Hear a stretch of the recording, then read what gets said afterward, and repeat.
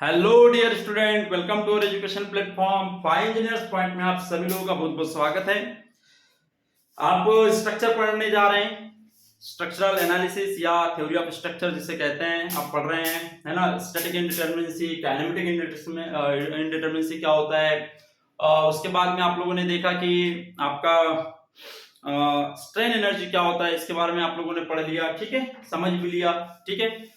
आप लोगों को मैं समझाते जा रहा हूं। अब आज जो इंपॉर्टेंट टॉपिक है वो है कि आपके जो ट्रस होता है उसको समझते हैं कि वो ट्रस क्या होता है, ठीक है, क्योंकि थोड़ा ट्रस को समझना जरूरी है और उसमें जीरो मेंबर फोर्स आप कैसे फाइंड आउट करेंगे इसे समझना जरूरी है। उसके बाद में हम थ्योरम्स की बात करेंगे, जो वैरायटी ऑफ थ्योरम्स होते हैं उनकी बात करेंगे, लेकिन थ्योरम्स को समझने के पहले हम ट्रस को समझ लेते हैं। तो ट्रस को समझने के लिए आपको बो नोटिफिकेशंस आना चाहिए। बोस नोटिफिकेशन क्या, बोस नोटिफिकेशन समझना जरूरी है। बोस नोटेशंस, बोस नोटेशंस है ना, नोटिफिकेशन नहीं, नोटेशंस, ठीक है, इनको समझना बहुत जरूरी है। इसने तीन प्रिंसिपल्स दिए हैं, तीन रूल्स दिए हैं कि आपको स्ट्रेसेस में कैसे जीरो मेंबर फोर्स को फाइंड आउट करना है ना। यूज फॉर डिटरमाइनिंग, किसके लिए यूज होता है बेटा, यूज फॉर डिटरमाइनिंग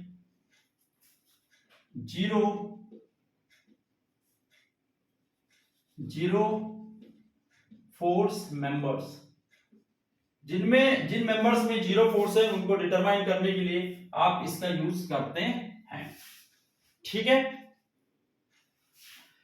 तीन रूल दिए हैं, है ना। Use for trusses, used for trusses, ये ट्रसेस के लिए यूज होता है बेसिकली, है ना। बेसिकली किसके लिए यूज होता है, ट्रसेस के लिए and frames, trusses and frames के लिए, ठीक है। देखिए एग्जांपल समझते हैं, इसमें इसके नोटेशंस देख लेते हैं। इसका जो फर्स्ट नोटेशन है, नोटेशंस की बात कर लेते हैं। इसका फर्स्ट नोटेशन है, क्या नोटेशन है, देखिए ट्रस आपको पता है क्या होता है ना। जहां पे जनरली इसमें मेंबर्स होते हैं जो इंटरकनेक्टेड होते हैं एक दूसरे से, है ना, और पिन कनेक्टेड होते हैं ना। When members are pin connected, when members are pin connected and create closed loop। और कैसा लूप बनाए, क्लोज लूप बनाए। देखिए क्लोज लूप है, जहां पे भी क्लोज लूप बने तो समझ जाना वो, और जितने भी जॉइंट्स होते हैं ना, when members are pin connected, देखिए सभी मेंबर्स कैसे पिन कनेक्टेड है, और क्या हो, क्रिएट क्लोज लूप भी क्रिएट कर रहे हैं, तो वो आपका फ्रेम होता है। वो आपका फ्रेम भी होता है, ट्रस भी होता है, लेकिन ट्रस पिन कनेक्टेड हो तो ट्रस, ठीक है, याद रखना। तो फोर्स जो है वो आपके ट्रस के जॉइंट पे लगता है ना। तो ये यहाँ सपोर्ट्स होते हैं, बेस में सपोर्ट्स आप लोग मैकेनिक्स में पढ़े हैं, तो कोई दिक्कत ही नहीं आपको। आई होप कि आप लोगों को आ रहा होगा, यदि आप पास पढ़ रहे हैं तो ट्रसेस के सपोर्ट्स के बारे में आप लोगों को नॉलेज होना चाहिए। सपोर्ट्स हैं, दो सपोर्ट्स हैं, ऊपर से लोड आएगा, कितना भी लोड आ जाए, 25 किलोमीटर जैसे लोड आ रहा है, तो इस मेंबर में कितना होगा, इस मेंबर में कितना फोर्स होगा, इसमें कितना फोर्स होगा, ये हमें पता करना है। तो ये डायरेक्ट नोटिफिकेशंस देता है बोस की किसमें जीरो होगा। तो पहला इसका रूल है कि when two members are collinear, when two members are collinear member हो, समझिए अभी, है ना, सिर्फ अभी वर्ड पे ध्यान दें। When two members are collinear, ठीक है, दो मेंबर कोलिनियर है, and third member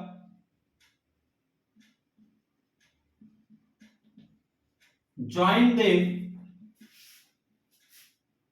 at any joint, और कोई थर्ड मेंबर उन दोनों को किसी जॉइंट के ऊपर क्या कर रहा है, कनेक्ट कर रहा है या ज्वाइन कर रहा है या मिल रहा है ना। Then force in that member is zero if no any load acts on joint, और उनके जॉइंट पे जब कोई लोड एक्ट ना कर रहा हो तो उस मेंबर में क्या हो जाएगा, फोर्स जीरो हो जाएगा। जैसे एग्जांपल के लिए समझते हैं, ठीक है, ध्यान दीजिएगा, यहीं पे देखते हैं, ये आपका ए बी मेंबर और ए बी सी मेंबर है, ठीक है। और ये तो एसी मेंबर और बीसी मेंबर है कोलिनर, कोलिनर मतलब एक ही लाइन में हो, दो मेंबर कैसे हो, एक ही सीध में हो या एक ही लाइन में हो और एक कनेक्टेड हो, ठीक है। और ये देखिए यहाँ पे जैसे कि ए बी मेंबर और बीसी मेंबर क्या है, दोनों एक ही सीध में है, एक ही लाइन में कनेक्टेड है, तो इसको आप कोलिनर मेंबर्स कहते हैं, ठीक है। अब बी जॉइंट पे तीसरा मेंबर यहाँ पे आके मिल गया, लेकिन इस जॉइंट पे कोई लोड लगाए क्या बाहर से, है ना। If no any load, external load करें, कौन सा load, external load, no any external load acts on that joint, उस जॉइंट पे कोई भी बाहर से लोड ना लगाओ, ठीक है। तो इस मेंबर में जो फोर्स होगा वो जीरो हो जाएगा, कैसा हो जाएगा, जीरो। तो ये हो गया आपका फर्स्ट कंसेप्ट, अंडरस्टैंड। और भी एक एग्जांपल देख लेते हैं, जैसे ये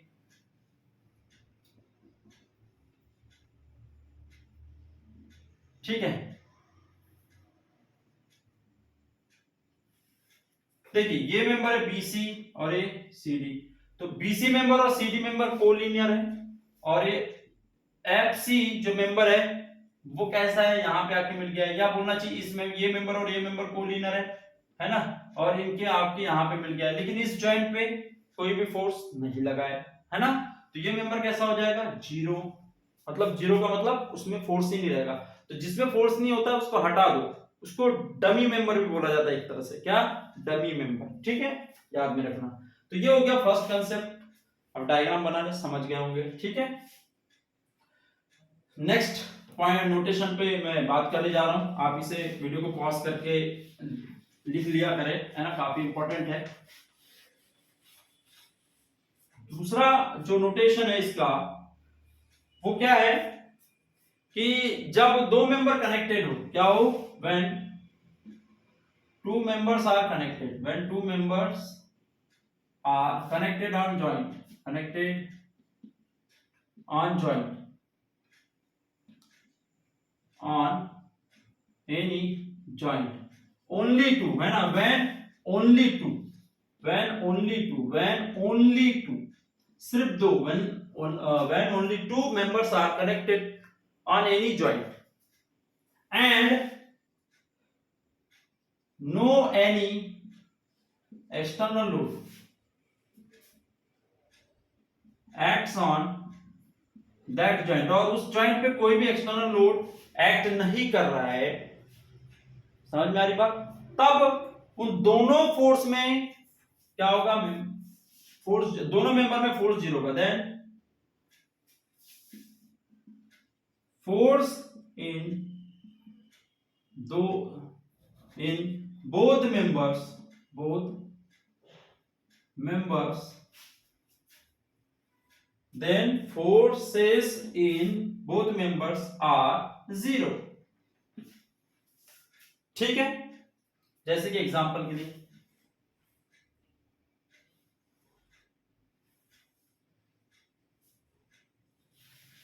ट्रस देखते हैं, एक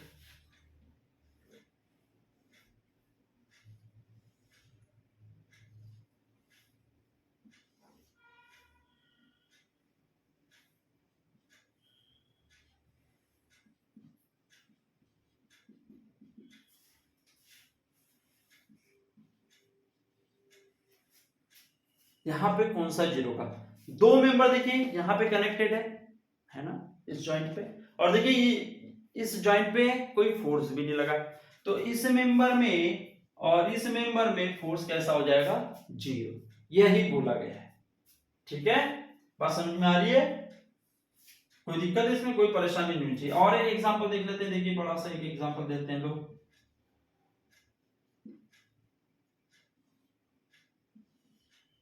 ठीक है।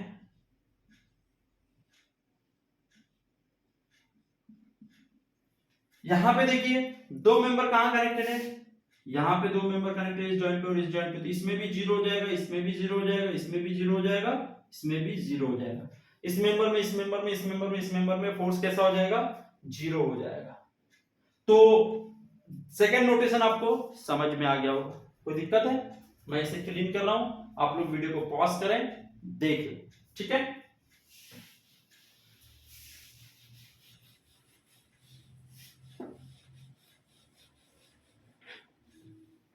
अब देखते हैं तीसरा notation, third, your third notation. Third notation क्या कहता है देखिएगा, very important.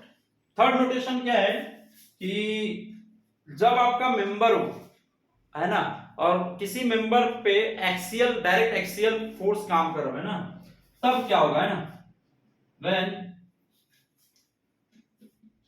To members are collinear, collinear होना चाहिए ना, collinear, and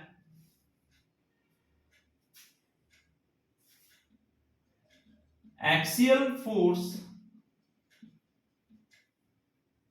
acts on joint parallel to the third member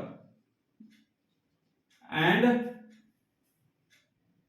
acts on joint and parallel to the third member which acts on joint, which connected on joint,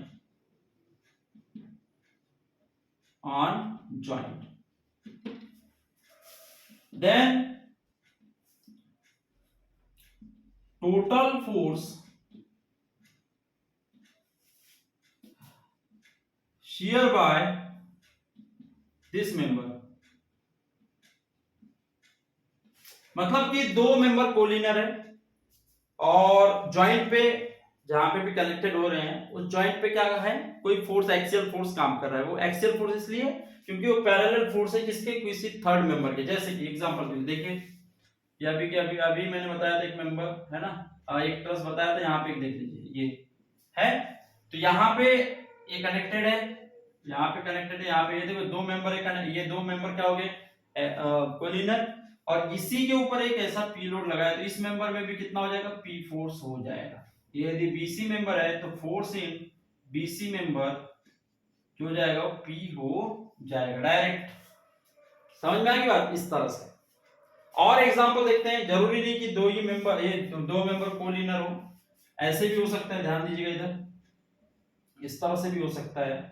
मैं भी समझाने के लिए आप इससे समझ सकते हैं। पी लोड है, देखिए यहां पे भी हो सकता है, तो इस मेंबर में भी पी आएगा, इस मेंबर में भी पी आएगा, डायरेक्ट ये सीधा चला जाएगा। यदि जितना लोड ये यहाँ पे आएगा, ये जितना यहाँ, ये इससे सीधा इस मेंबर में पी आ रहा है, यहाँ पे भी पी आएगा, और ये कोलिनियर हो गया, सीधा इस पे आ गया। यदि यहाँ पे पी लोड लगता तो इसमें भी क्या आ जाएगा, पी लोड आ जाएगा, और इसमें भी पी लोड आ जाएगा। यदि यहाँ पे क्यू है, इसमें क्यू लगा, इस पे देखिए सीधा है, परपेंडिकुलर है, याद रखना परपेंडिकुलर है, तो यहाँ पे भी पी लोड आ जाएगा, यहाँ पे भी पी लोड आ जाएगा।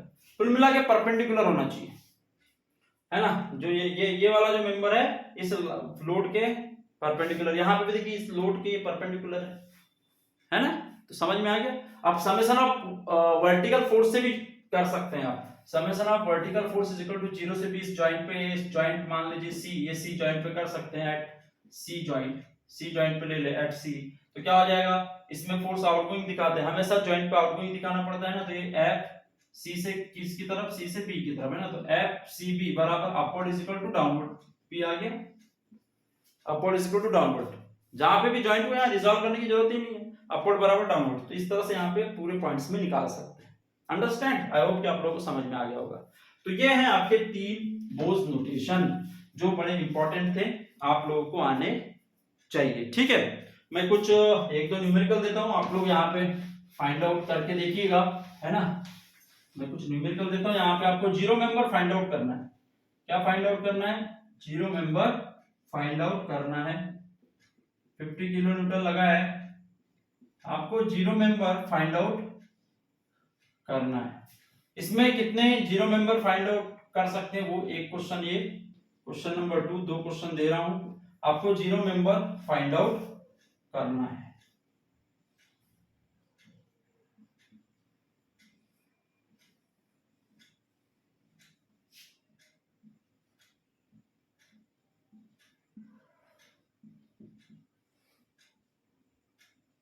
ठीक है, ये दो क्वेश्चन है, यहाँ पे कितने मेंबर्स जीरो है ना, उनको आपको डिटरमाइन करना है। ये ले लीजिए 4 मीटर, ये भी 4 मीटर, ये 2 मीटर 2 मीटर 2 मीटर। ठीक है, चलिए आपको और आसान कर दिया। ठीक है, कोई भी कम ज्यादा हो तो आप लोग देख लीजिएगा, लेकिन मुझे फोर्सेस चाहिए सभी मेंबर्स में, किसमें जीरो है वो मेंबर्स आप लोग करके देखिएगा, किसमें जीरो मेंबर फोर्स होंगे ना, ये सारे पिन कनेक्टेड है ना, सारे जॉइंट्स कैसे हैं, पिन कनेक्टेड। ठीक है, चलिए आई होप कि आप लोगों को ये लेक्चर समझ में आया होगा और कैसे डिटरमाइन करते हैं ये समझ में आया होगा। यहाँ से किसी भी एग्जाम में क्वेश्चन पूछा जा सकता है, तो आपको बन जाना चाहिए। मैंने कुछ एग्जांपल भी बता दिए, बाकी में भी वैसी है, कोई दिक्कत नहीं है, बस आप थोड़ा सा अपना माइंड चलाएं। ठीक है, चलिए bye, thank you so much.